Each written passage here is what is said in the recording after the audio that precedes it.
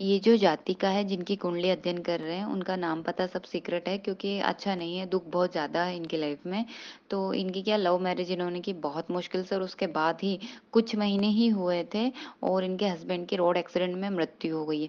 तो इन्होंने यही पूछा है कि ऐसा क्या है मेरी कुंडली में? तो आज उसी के बारे में ही हम प्रेडिक्शन कर रहे हैं। नमस्कार दोस्तों, मैं प्रज्ञा आपका हार्दिक स्वागत करती हूँ अपने प्रोग्राम में।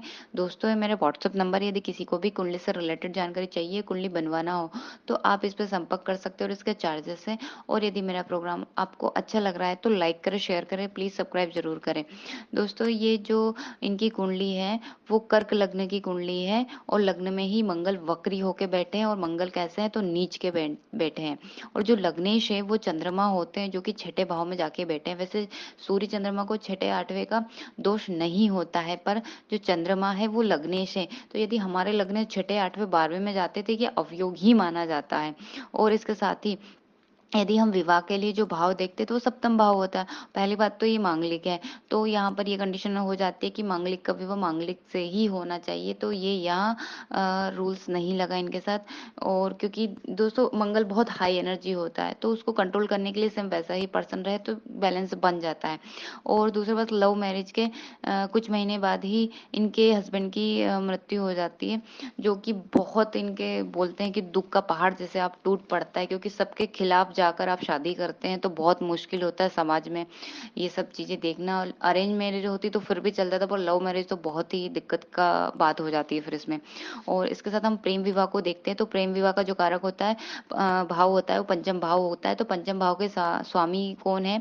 वो पंचम भाव के स्वामी होते हैं मंगल, जो लग्न में जाके बैठ के हैं और अपनी सातवीं दृष्टि से सप्तम भाव को और आठवीं दृष्टि से अष्टम भाव को देख रहे हैं।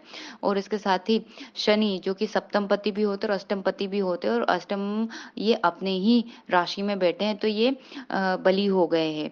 और इसके साथ ही जो राहु है, राहु की भी पांचवी दृष्टि इनके अष्टम भाव पर पड़ रही है। यहाँ पे गुरु इनके भाग्य भाव के स्वामी होते हैं और ये इसके साथ ही छठे भाव के भी स्वामी होते हैं और ये पंचम भाव में ऐसे आगे बैठ गए हैं, तो इसलिए शायद इनका प्रेम विवाह सफल हुआ होगा।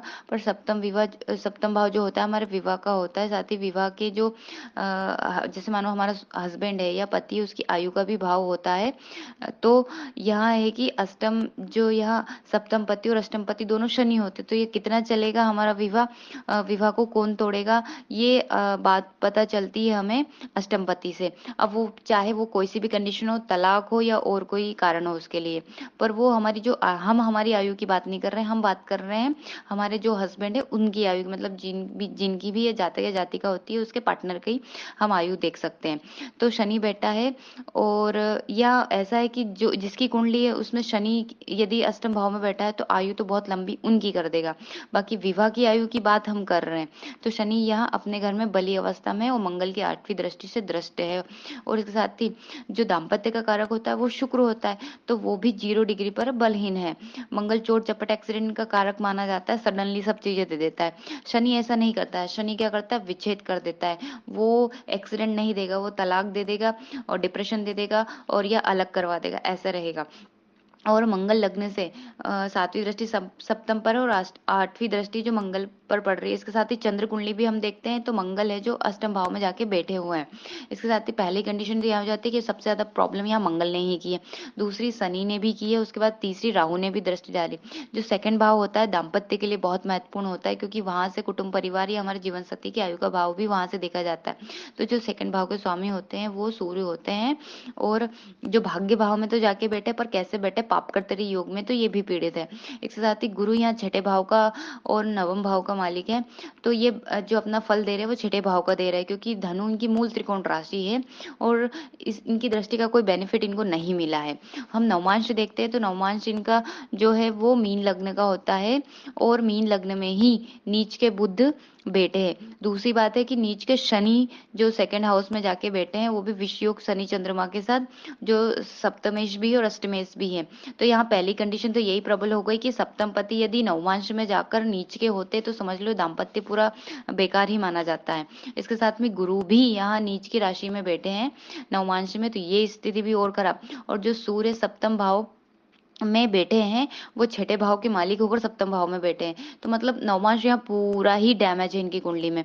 और इनकी जो शादी हुई सूर्य की महादशा में हुई है, और सूर्य की महादशा में भी इनके जो मंगल का अंतर चल रहा था, तब उनके हस्बैंड की डेथ हो गई है।